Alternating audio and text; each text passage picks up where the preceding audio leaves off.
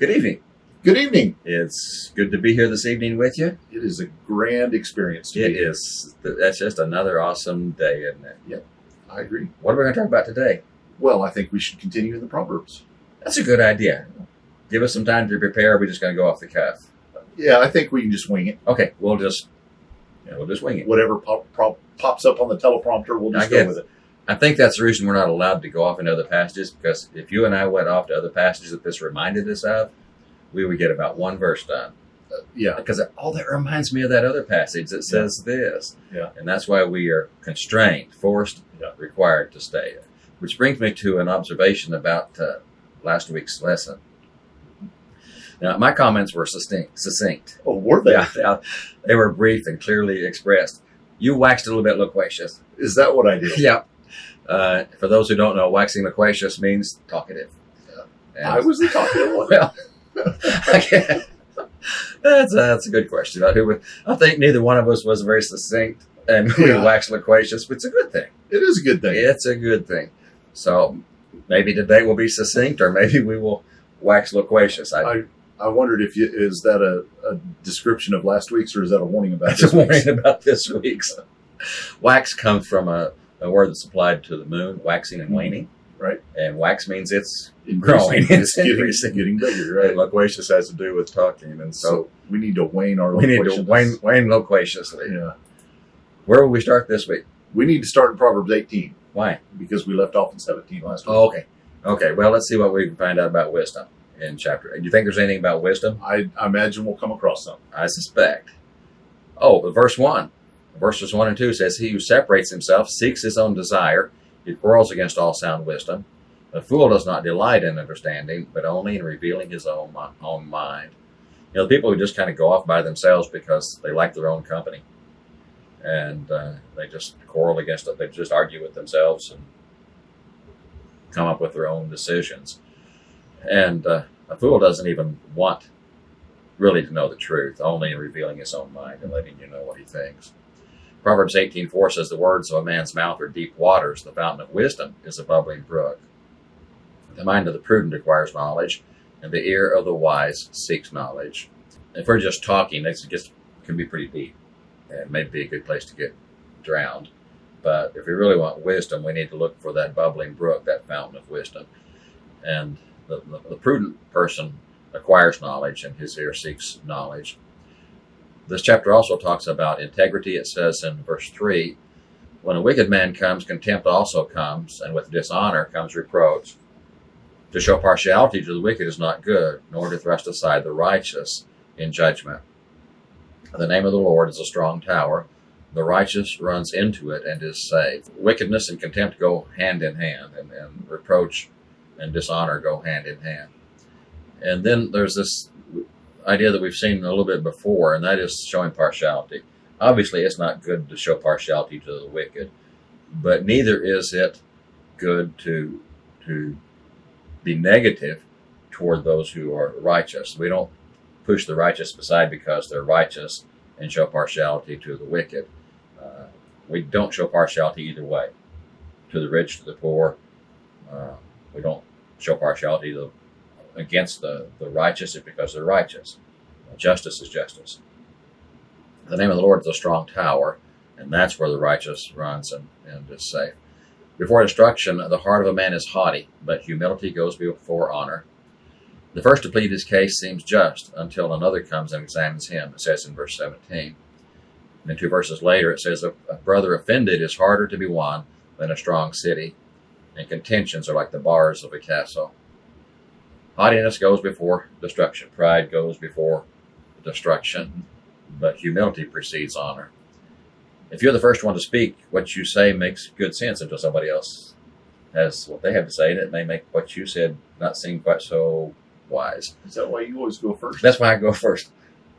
So that you can make me look not so wise as you go on. We need to be careful about offending anybody and offending our brothers and sisters, because once we've created that rift, it's awfully hard to repair it. Yeah. And if we create a contention, it's like putting up a wall, like bars between us. There are also instructions about the tongue in verses 6 through 8. Fool's lips bring strife, and his mouth calls for blows. The fool's mouth is his ruin, and his lips are the snare of his soul. The words of a whisperer are like dainty morsels, and they go down into the innermost parts of the body. A fool's lips bring strife, and here basically says you got to just pop him in the mouth. That's what he deserves, is blows to his mouth. And his mouth is his ruin, and his lips are the snare of his soul. But look at this third one. The words of a whisperer are like dainty morsels. And that gets back to some of the things we saw earlier, how things are presented in an appealing way and how they may be pleasing. This makes me think of gossip. Gossip is there's so much pleasure in passing on gossip, It's like dainty morsels, and they go down into the innermost parts of the body, and I don't think that's a good thing. Right? I think that's intended to not be a good thing. Verse 13 says, he who gives an answer before he hears, it is folly and shame to him. Verses 20 and 21, with the fruit of a man's mouth, his stomach will be satisfied. He will be satisfied with the product of his lips. Death and life are in the power of the tongue, and those who love it will eat its fruit. There are people who answer it before they've heard what the question is. And we've talked about students, that if you try to explain something to them, they don't hear what you're saying because they're already justifying what they did and explaining to you what they did, why they did what they did, and why it was right. Basically, the fruit of our lips is what we were going to end up with. And that third one reminds me of a passage in James that we will not go to, that says that death and life are in the power of the tongue, and those who love it will eat its fruit. That's some advice about work, the work ethic, and wealth. He who is slack in his work is brother to him who destroys. In verse 9. Verse 11 says, a rich man's wealth is his strong city, and like a high wall in his own imagination. The poor man utters supplications, but the rich man answers roughly. A man's gift makes room for him and brings him before great men. That first one is so true, that someone who is slack in his work is the same as someone who is destructive. They're not building up. The next two, I think, are statements of the way it is, not necessarily ideals again. To a rich man, his wealth is his strength. It's like a big wall in his own imagination. And then the poor man cries out, but the rich man answers roughly. But it is true that a man's gift makes room for him, whatever that gift is. If he will use his gift, that's what will bring him success. Thoughts about relationships and the family. He who finds a wife finds a good thing, it says in verse 22, and obtains favor from the Lord. And then in verse 24, a man of many friends comes to ruin, but there is a friend who sticks closer than a brother. We see throughout this book how important it is to have a good wife, and what a value it is to have a good mate. And then this next one is a fairly familiar statement, I think. The second part of it. A man of many friends comes to ruin. There are a lot of people who just, I don't know how to describe them, but they just, they're partying and they just think they have a whole bunch of friends, and it's not going to end up well. We need to realize that it's the close friends, our brothers and sisters, and in our case, our brothers and sisters in Christ. And there's a friend who sticks closer than a physical brother, and that's the friendship that we have in the Lord's body. It's closer than blood relatives. Proverbs 18:18 gives some instruction about providence. The Lot puts an end to contentions and decides between the mighty. And as we mentioned before, I think this is the way that it was when God took a more direct involvement in making these decisions. That if they needed to know something, they would have some way to appeal to God. And again, with choosing the apostle to replace Judas, that was how it was decided.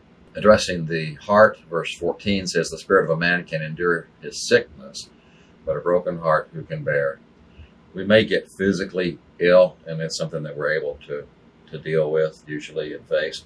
But when we have a broken spirit, when we're just totally destroyed, that's hard to deal with.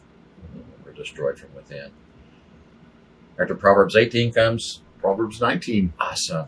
All right, so we are jump right in with our first category of speech. Proverbs 19:1. Better is a poor man who walks in his integrity than he who is perverse in speech and is a fool. Verse 5, a false witness will not go unpunished, and he who tells lies will not escape. Verse 9, a false witness will not go unpunished, and he who tells lies will perish. In verse 22, what is desirable in a man is his kindness, and it is better to be a poor man than a liar. In verse 28, a rascally witness makes a mockery of justice, and the mouth of the wicked spreads iniquity. I like that word rascally. I thought you were going to say wascally wow. Well, yeah, I thought of that character, but what an entry! I bet if you challenge somebody to find that word in the Bible, they'd think you were not being That sincere. you just made It's that not up. really there, but It really is. It's there. in Proverbs 19. So the speech and the speech, tongues, lips, mouth. It's a common theme throughout Proverbs. We see that over and over. Just in the last chapter, you had that category and was for several of your verses. Mm-hmm. And it's such an important topic for us. If we were going to wax loquacious on some other passages, we could go to the book of James and maybe talk about how the tongue is the most difficult thing to control. If we can master it, then we can master anything. Mm-hmm. And so, with that in mind, there's a lot of instruction on the wisdom for us in Proverbs regarding the mouth, because it is difficult and it is so easy to get ourselves into trouble with the things that we say. And so we have to be careful with our tongue. And so there's a lot of instruction for us. So some of these passages there pointed out for us that through dishonest speech, a man reveals his own foolishness, he earns punishment for his lies, and he brings about destruction for himself and for others. Really coincides with what James talks about. Yeah, if we just had time, we would go over there to James and see what he has to say. If we had time, we're going to be succinct. Yes. So Proverbs 19 verse 4 will start another category of wealth and poverty. 19 verse 4 says, wealth adds many friends, but a poor man is separated from his friends. In verses 6 and 7, many will seek the favor of a generous man, and every man is a friend of him who gives gifts. All the brothers of a poor man hate him. How much more do his friends abandon him? He pursues them with words, but they are gone. Verse 10, luxury is not fitting for a fool, much less for a slave to rule over princes. Verse 14, house and wealth are an inheritance from fathers, but a prudent wife is from the Lord.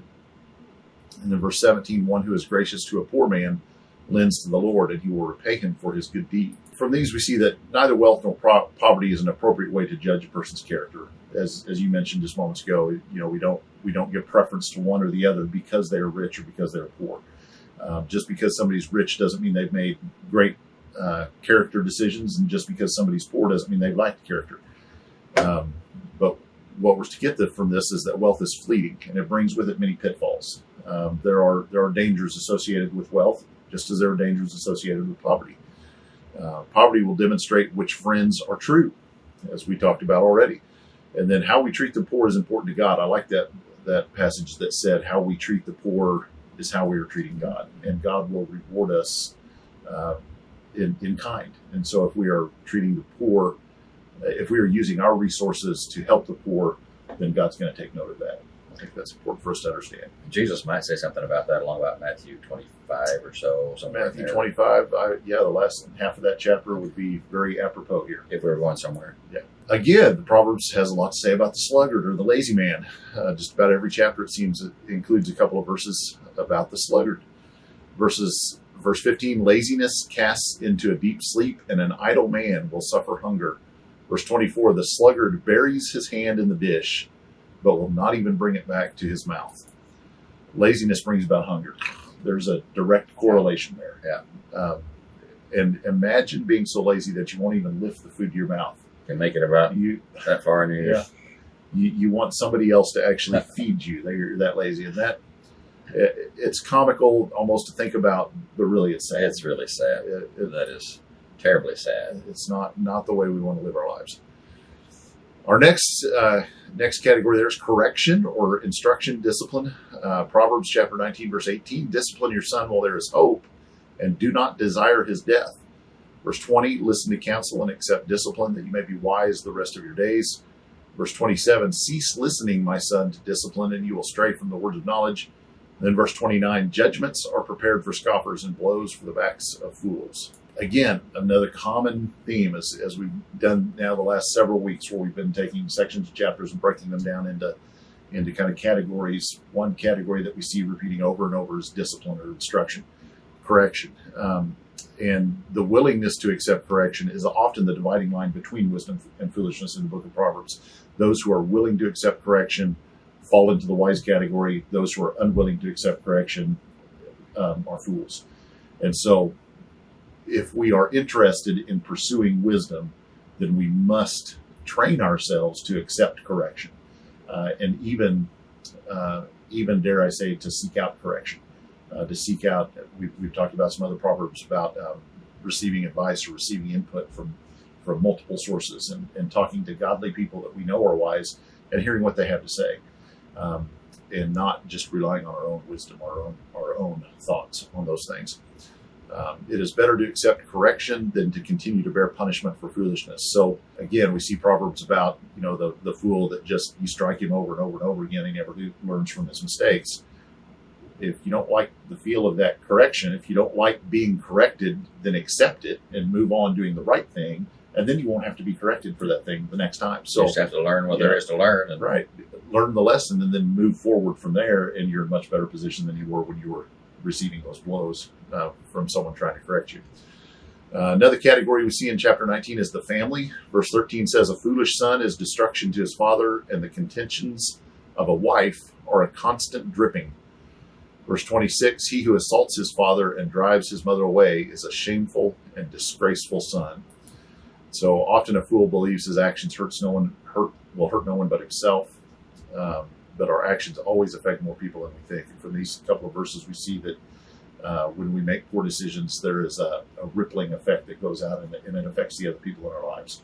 So often that's the attitude of someone that Proverbs would probably describe as a fool. Mm-hmm. Someone who says, what I do is my business, and it doesn't have any bearing on anybody else. It's nobody else's business what I do, because it only affects me. Yeah. And that is almost never the case. Right. And Proverbs would describe that as a fool. Right, I agree. This section here on choosing wisely, making good choices, verses 2 and 3. Also, it is not good for a person to be without knowledge, and he who hurries his footsteps errs. The foolishness of a man ruins his way, and his heart rages against the Lord. Verse 8, he who gets wisdom loves his own soul, and he who keeps understanding will find good.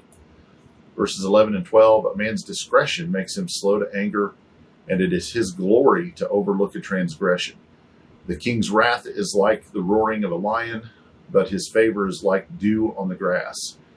He who keeps the commandment keeps his soul, but he who is careless of conduct will die. That from verse 16. Verse 19, a man of great anger will bear the penalty, for if you rescue him, you will only have to do it again. Verse 21, many plans are in a man's heart, but the counsel of the Lord will stand. Verse 23, the fear of the Lord leads to life, so that one may sleep satisfied, untouched by evil. So here's some of the things that making good choices will do for us. It keeps us from error. Go figure. If you make good choices, it keeps you out of error. Amazing. It keeps us from raging against God. We've talked about the connection between God and wisdom over and over again, especially in the first 9 chapters of Proverbs. And if we are making wise decisions, then we are employing one of God's tools. And if we are making foolish decisions, then we are raging against God. We're trying to show God that we know better than him, and that we can do things better than he would have us do them for ourselves. Another thing, they're making good choices will help us find good. It will keep us from anger. If you know people that just live their lives in anger, start looking at the choices they make and seeing if they are making wise choices. And I doubt that you'll find a correlation there between their anger and wisdom. Another thing it will help us do is help us overlook the errors of others. It will save our lives. It will keep us from punishment. It will help us discern the way of the Lord, and it will keep us from evil. Go back a couple of screens there to verse 11. A man's discretion makes him slow to anger, and it is his glory to overlook a transgression. I love that last phrase there. It is his glory to overlook a transgression. You might sum that up by saying that love covers a multitude of sins.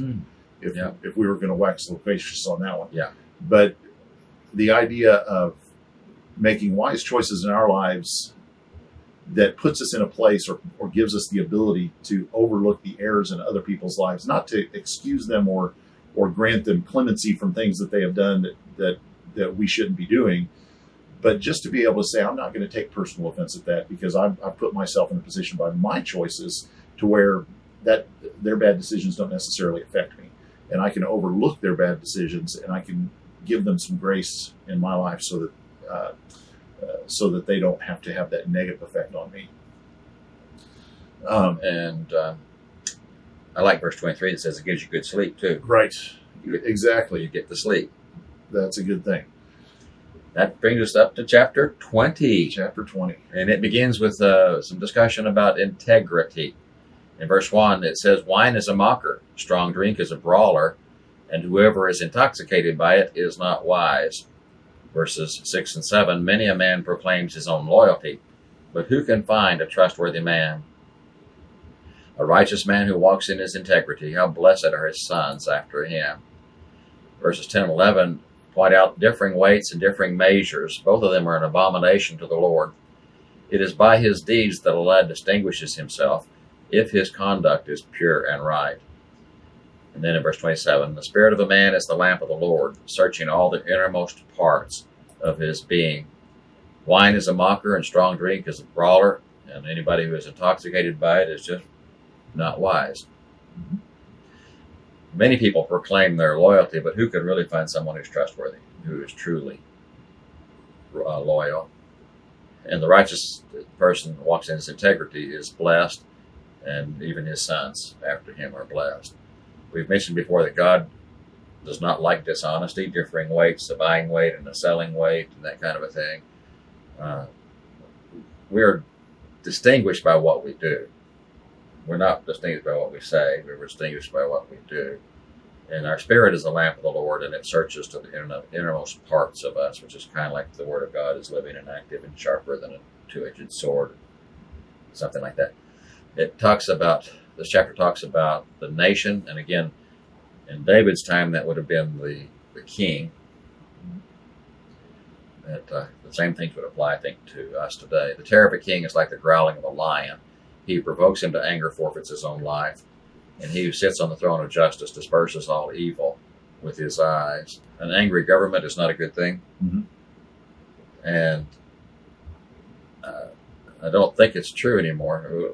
Back then, it would have been that a good king would have been able to disperse all evil with his eyes, just maybe like your mother looking and giving you that look. She gives you that look. I guess mothers are the best ones at that, aren't they? Just to Absolutely. give you that look. And here it talks about a king who's able to do that same thing. It says, prepare plans by consultation and make war by wise guidance. In verse 18, verse 26, a wise king winnows the wicked and drives the threshing wheel over them. Loyalty and truth preserve the king, in verse 28, and he upholds his throne by righteousness. This gets back to what you were saying before about having many consultants. If a government is going to engage in war, they need to do it based on good advice, good information, good data. And so, and not just war, peace, anything that we do needs to be guided by good consultation. Even Jesus talks about the king who would go into battle without taking stock first. That's true. That's true. A person who would build a building without knowing he had enough money to finish it. The wise king winnows the wicked and drives the threshing wheel over them. And I think Romans says the purpose of the government is to punish evildoers. And loyalty and truth preserve the king. This is the ideal government right here, the ideal nation. Loyalty and truth preserve the king, and he upholds his throne by righteousness. And that'd be wonderful. This chapter addresses wisdom, as all chapters do. In verse 3, it says, keeping away from strife is an honor for a man, but any fool will quarrel. Verse 12 says, the hearing ear and the seeing eye, the Lord has made both of them. It's just so much better to avoid strife if possible. But hey, if you want an argument, just walk up to a fool and just say anything. They'll argue with it. They'll argue with the fence post or anything just for the sake of argument. A hearing eye and a hearing ear and a seeing eye, God made both of them. The Bible talks so much about ears that don't hear and eyes that don't see. This makes me think, too, of the fact, we've all heard that God gave us 2 ears and 1 mouth. So we should listen twice as much. And we should also include the eye in that. We have the eye, the mouth, and the ears, the sensory organs. Only one of them is to give our opinion. The others are to listen and look and see. Right. And so we need to hear and see before we open our mouth. Verse 15 says, there is gold and an abundance of jewels, but the lips of knowledge are a more precious thing. Verse 29, the glory of young men is their strength, and the honor of old men is their gray hair. That common theme of wisdom and knowledge are more precious than anything in the world. And it's a fact that the glory of young men is their strength, but the honor of old men is their gray hair, their wisdom, associated with wisdom. Comments or thoughts about the work ethic again, wealth. The sluggard does not plow after the autumn, so he begs during the harvest and has nothing. Verses 13 and 14, do not love sleep, lest you become poor. Open your eyes, and you will be satisfied with food. Bad, bad, says the buyer, but when he goes away, then he boasts. The sluggard plants the crop, and then he's lucky if he plants the crop. And after he does that, he doesn't do anything. And it comes time to harvest, he's surprised that there's nothing there to harvest. Do not love sleep. Do not spend all your time just sleeping it away. You're not going to get rich that way. Early to bed, early to rise makes a man healthy, wealthy, and wise. Mm-hmm. According to the Gospel of Benjamin Franklin or something like that. Right. Open your eyes and you'll be satisfied with food. Get up, get out, work, do what you need to do, and then you'll have what you need. And I like this last one. Bad, bad, says the buyer. When he goes his way, then he boasts. Oh, that's terrible. I can't give you very much for that. That is worthless. I'll give you just a little bit for it. Then he walks away. Oh, I cannot believe this treasure I have found. Right. And I took advantage of that person. I stuck it to him. And that's not a good thing.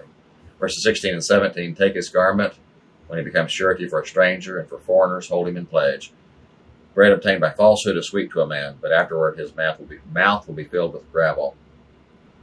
Verse 21 says, an inheritance gained hurriedly at the beginning will not be blessed in the end. And verse 23 says, differing weights are an abomination to the Lord, and a false scale is not good. And I think that first one, again, is just the reality of taking advantage of somebody who's foolish enough to go surety for a stranger. Say, I'll guarantee all of his debts. Well, somebody's going to take advantage of him.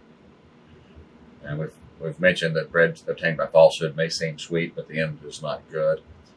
Inheritance gained hurriedly at the beginning. We've all heard cases of some very wealthy, successful person who left everything to his children, and they just squandered it. They put nothing into it, but they sure did a good job of destroying it. And once again, the differing weights are an abomination to God.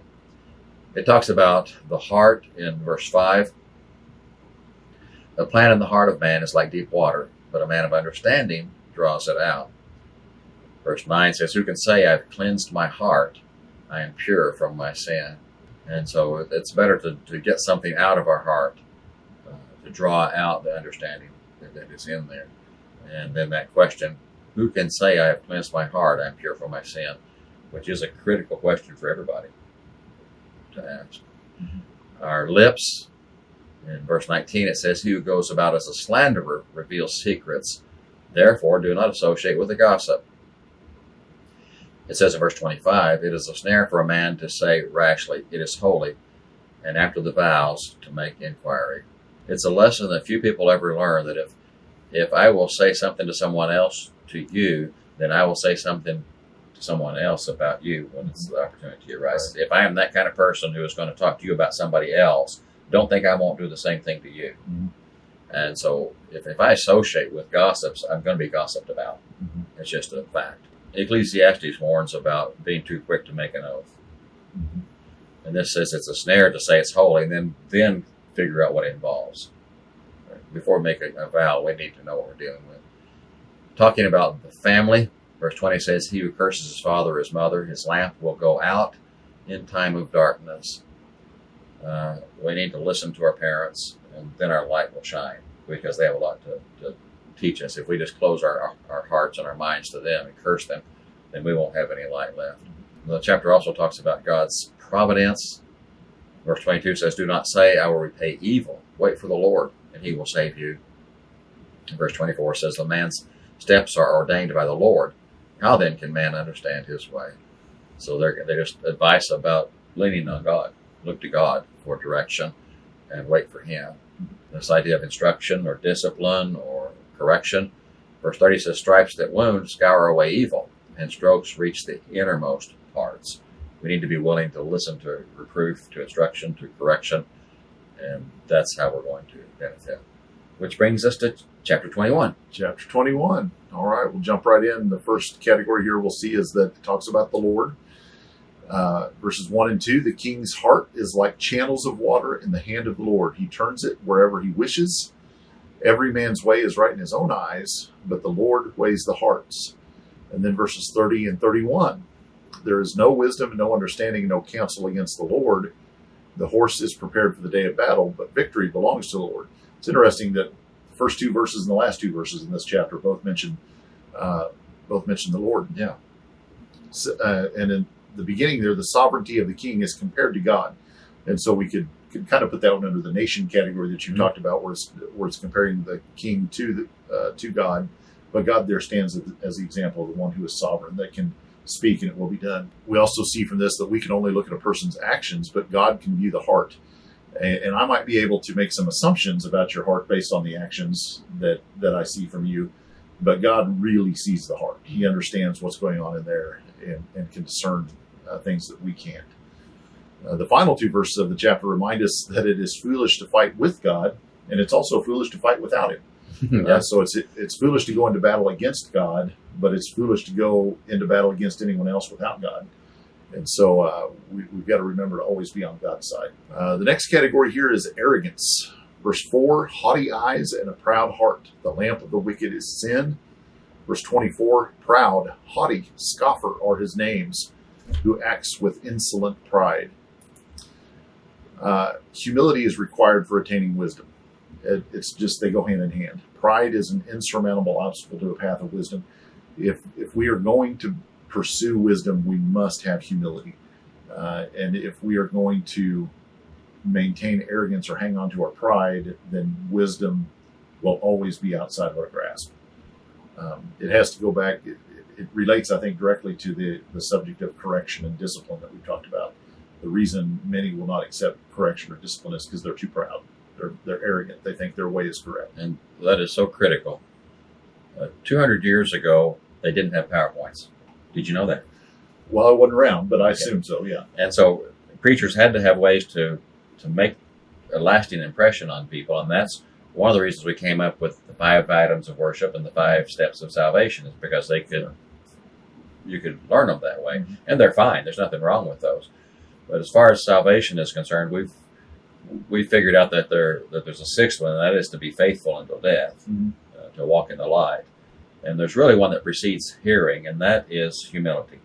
Okay. Because James says that in humility receive the word implanted. Right. And so if we don't start with humility, nothing else is going to follow. That's why some people can be shown the gospel and it means nothing to them, mm-hmm. because they're not humble enough to listen to what it has to say. And so that's exactly what you're saying here, that humility is so critical. And I think it's the first step towards salvation is humility, right, before anything else. I agree. Another category we see all the time here, the sluggard. Proverbs 21 verse 5, the plans of the diligent lead surely to advantage, but everyone who is hasty comes surely to poverty. Verse 17, he who loves pleasure will become a poor man, and he who loves wine and oil will not become rich. Verses 25 and 26, the desire of the sluggard puts him to death, for his hands refuse to work. All day long he is craving, while the righteous gives and does not hold back. We see here that the sluggard is lazy. He wants only a path to quick riches. He wants ease. He wants pleasure, but he's not willing to work for either of those things. The sluggard is stingy and will never share with others. So when the sluggard does manage to gain hold of something, however small that is, he hoards it for himself, and he refuses to share it with others. While the righteous, the wise, they first of all are willing to work to receive what they have, and then for whatever they receive, then they're willing to share and distribute that to others, to bless others with it as well. We see here the category of lying. Verse 6 says that the acquisition of treasures by a lying tongue is a fleeting vapor, the pursuit of death. Verse 28, a false witness will perish, but the man who listens to truth will speak forever.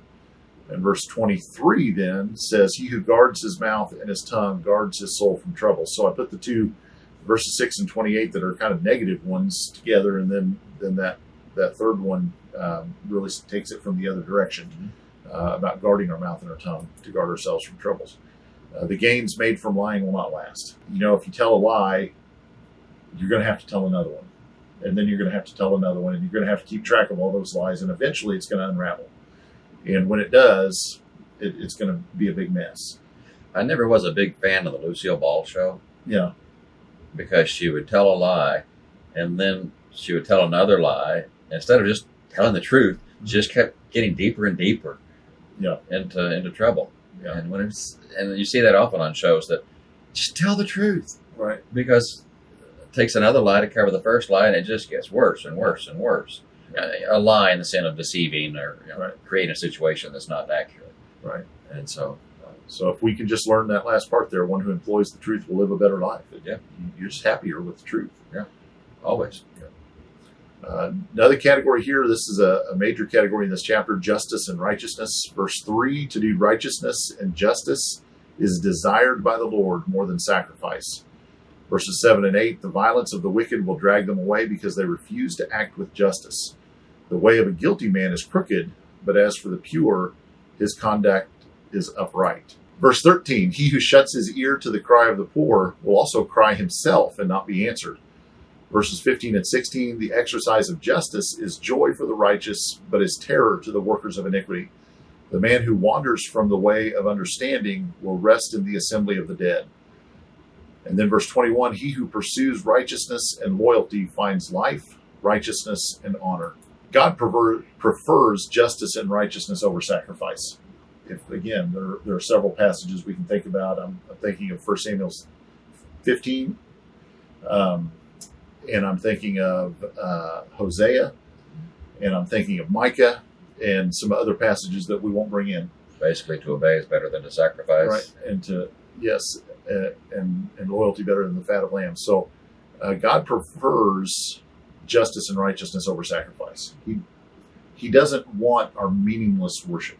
And if we are not concerned with justice and righteousness Monday through Saturday, then our worship, our sacrifice on Sunday, it means nothing to him. And he would like to see us undertaking those acts of righteousness and justice through the week. Which doesn't mean that sacrifice isn't important, but we make it meaningless by our attitude. Right. It has to be predicated upon that living the life that he has called us to live. And it's empty if we are not living that life. So those who act otherwise, those who don't dedicate their lives to justice and righteousness, are doomed to suffer the consequences of their actions. They're going to cry out for help. They're not going to give justice to other people. And then when injustice finds them, they're going to cry out for help, and there's going to be none for them. And it just, that's the way it's going to work. Those who choose lives of sin are fearful of justice, it tells us. And so the righteous man embraces that life of justice. And when justice is poured out upon that righteous man, then he doesn't fear it. I think there's some passages that talk about, as Christians, we don't have to fear the government punishing us for living, for doing things that would break the law or that would be evil. But for those who are out there committing evil acts, then when we start talking about justice, they get nervous. They don't want justice. And so, living that, it becomes a sustainable circle there, that the more we dedicate ourselves to justice, the more we appreciate justice. And then a life of righteousness brings good rewards. That's just over and over and over again in the Bible. We see that story or that theme picked up. Another category here is the wicked. Verse 10, the soul of the wicked desires evil. His neighbor finds no favor in his eyes. Verse 12, the righteous one considers the house of the wicked, turning the wicked to ruin. Verse 18, the wicked is a ransom for the righteous, and the treacherous is in the place of the upright. And verse 27, the sacrifice of the wicked is an abomination. How much more when he brings it with evil intent? Verse 29, a wicked man displays a bold face, but as for the upright, he makes his way sure. And again, I was reminded of that phrase, feet that run toward evil. So this doesn't describe people that are trying to do the right thing, but occasionally make mistakes. These are not people who are walking in the light. Mm-hmm. These are people who are intentionally making decisions that are sinful. That the passage that talks about walking in the light also says that we say we have no sin, we're a liar. Right. And so walking in the light does not mean that you're perfect. You do your best to live a perfect life, but you're going to fail. Right. You're striving to do the right thing. And that's what we're talking about here. So the wise are striving to do the right thing. The wicked, are people who are striving to do the wrong thing. They put themselves in situations purposefully to do that which is evil. And so the wicked then end up providing lessons for the righteous and often fall victim to their own snares. So the righteous man can look at the life of a wicked person and learn things. Mm-hmm. We can look at the decisions they make and the consequences they reap, and we can say, wow, I don't want any of that. Mm-hmm. And it's okay to learn those lessons. In fact, it's good to learn those lessons. That's a good way to learn a lesson. And so, and as we watch them fall victim to their own desires and their own snares, then we realize that's not the way we want to live. The wicked arrogantly stay the course even when confronted with the error of their ways. And so there again, we see that pride, that arrogance. We see their commitment to their evil, and they're just not going to receive correction. They're going to stay the course, and they're going to continue doing their wicked deeds. We have a couple of verses here on the subject of quarreling. Verse 9, it is better to live in a corner of a roof than in a house shared with a contentious woman. In verse 19, it is better to live in a desert land than with a contentious and vexing woman. So the emphasis here is on being contentious or quarrelsome. And the category you avoided was? I don't know what you're talking about. Okay, go ahead. I don't remember avoiding anything. Okay.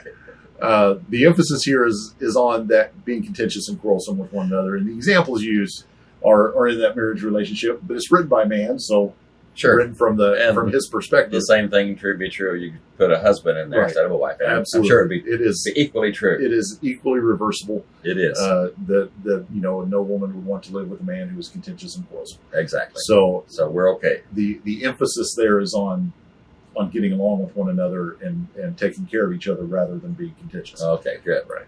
Which brings us to wisdom. Which brings us to wisdom. Right. So we have another category, wisdom here. Verse 11, when the scoffer is punished, the naive becomes wise.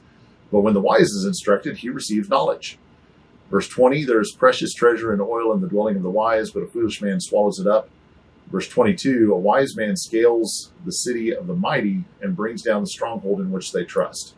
The wise receive instruction and reap the benefits of his decisions and is able to perform mighty deeds. So again, and kind of contrasting that with the last category that we looked at with the wicked, who are refused to learn a lesson from what they've done, and they make wicked decisions, they bear the consequences of those, and then they go out and make more wicked decisions, versus the wise who accepts that instruction and learns from what he has done, and then he is able to go out and make wise decisions once again. And with those wise decisions, he is able to perform mighty deeds. Verse 14 is kind of our miscellaneous category here. A gift in secret subdues anger, and a bribe in the bosom strong wrath. And this is one of those proverbs that I think explains the way things are sometimes, not necessarily the way things should be. Mm-hmm. Because it's another verse about bribery. And we've seen this before when it's talking about bribery. Bribery can open some doors. Yep. It can grease the wheels, as they say, and it can get some things done, but that doesn't make it right. No, there's no doubt that Proverbs does not like bribery. Mm-hmm. It's not saying that bribery is good. Right. And so, here we have just an example of the way some people choose to live, and we could have put this under the wickedness category or under the foolish category of the way that people choose to live their lives, whether on the giving or the receiving end of the bribe. Mm-hmm. It's just not the way things should go. Yeah. And so you're right, Proverbs does not embrace that idea. This would be a good place for some questions. We've reached the end of the loquaciousness. Did we wax loquacious or did we wane? I think we probably waxed. We probably waxed. Okay. So what are some of the questions? What does the Bible say about showing partiality? And what's the comparison between the lips or mouth or tongue or the speech of a fool and that of a wise person? Which brings to the next question, which is, why is speech such an important topic in the Proverbs? So how does the wise person approach strife? And how does the fool approach it? And then, what are some benefits of making good choices? And what does God prefer more than sacrifice? Those are excellent questions. Excellent questions. Don't go away. We're not quite through, because we're going to go back to one question I think that was critical in back chapter 20 and verse 9.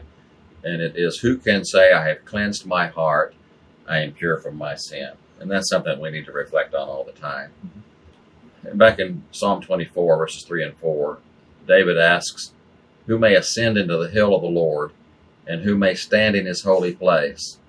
He who has clean hands and a pure heart, who has not lifted up his soul to falsehood, and has not sworn deceitfully. So it is possible for someone to have a pure heart. The question is, how can I have a pure heart? But it is possible. And who can approach God? Who can approach God's throne? It is the person who has clean hands and a pure heart. In Psalm 51, verses 9 and 10, it says, hide thy face from my sins and blot out all my iniquities. Create in me a clean heart, O God, and renew a steadfast spirit in me. And this leads us back to that 1 John 1:7, that if we walk in the light, his blood cleanses us from all our sins. And back in Psalm 32, verses 1 and 2, it says, how blessed is the one whose transgression is forgiven, whose sin is covered. How blessed is the man to whom the Lord does not impugn iniquity, and in whose spirit there is no deceit. James describes it this way, and it sums it up this way in James chapter 4 from verse 6. But he gives a greater grace. Therefore it says, God is opposed to the proud, but gives grace to the humble. Submit therefore to God, resist the devil, and he will flee from you. Draw near to God, and he will draw near to you. Cleanse your hands, you sinners, and purify your hearts, you double-minded. Be miserable and mourn and weep. Let your laughter be turned into mourning, and your joy to gloom. Humble yourselves in the presence of the Lord, and he will exalt you. That could have come right from Proverbs. If we want clean hands and pure hearts, we need to be humble. And if we're humble and submit to God, then he will do what needs to be done. And so I thought it was good to end on that note, because that is a critical question about who can have a pure heart. Right. And it is possible, not by our own power and our own ability, but by the grace of God. Good. What are we going to do next week? Well, I suppose chapters 22, 23, 24, 25. Man, we're getting close to the end here. A couple more weeks. Okay. Yeah, we only have a few more weeks after that. Okay, well, that's what we'll pick up next week. Lord willing, the creek don't rise. We'll be here. We'll see you next week. See ya. Bye-bye.